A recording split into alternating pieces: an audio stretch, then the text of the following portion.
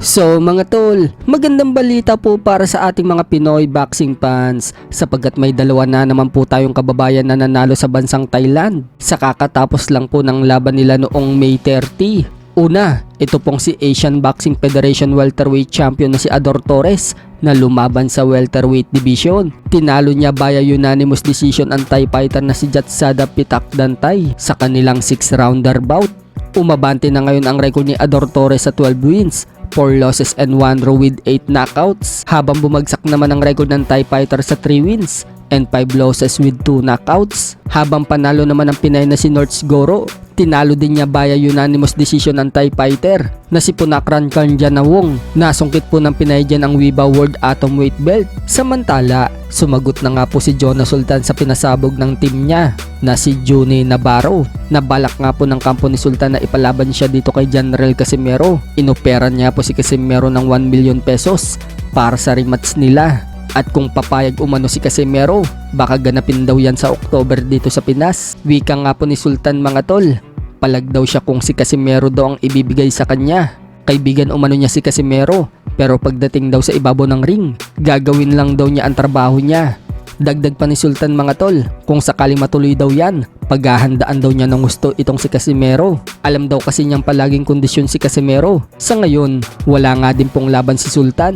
Kaya kung si Casimero ang ibigay sa kanya, tatanggapin daw niya. Kung matatandaan mga tol, ngayong araw sana ang laban ni Sultan sa Parañaque City. Subalit mukhang hindi na po kasali si Sultan na mapapalaban sa card na yan. Sa kabilang banda naman mga tol, cancelled na po ang laban ni Tim Tszyu vs Virgil Ortiz na magaganap sana ngayong August 3, undercard sa laban ng Crawford vs Madrimov.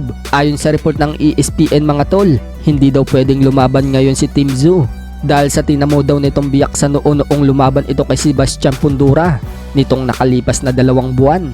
Hindi pa umano magaling ang sugot ni Tim Tszyu, kaya hindi siya pinayagan ng doktor na lumaban. Pero tuloy pa din ang laban ni Virgil Ortiz mga tol.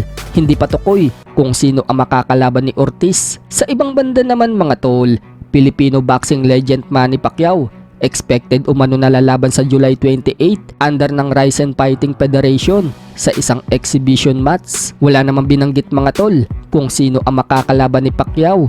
Kung matatandaan, pumirma po si Pacquiao sa Ryzen at sumabog ang balita noon na si Mayweather daw ang makakalaban nito. In-announce pa nga ng CEO ng Ryzen at ni Pacquiao na si Mayweather ang makakalaban. Subalit mukhang hindi po nagustuhan ni Mayweather ang pag-announce na yan.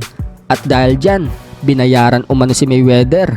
Sa ibang balita naman mga tol, bagamat natalo po ang Pinoy na si Arthur Villanueva sa laban nito noong March 29 kay Elijah Pierce na ginanap sa Amerika, kung saan technical knockout ang sinapit ni Villanueva sa round 4, napabagsak naman po ni Villanueva itong si Elijah Pierce sa round 2 at kamuntikan pang masilat itong si Elijah Pierce. At dahil sa ganda rin ng pinakita ni Villanueva, sa kakapasok lang po ng balita, magbabalik daw sa itaas ng ring si Villanueva sa July kontra ulit sa high level opponent sa tulong ni Sean Gibbons. So sino kaya itong makakalaban ni Arthur Villanueva na high level opponent?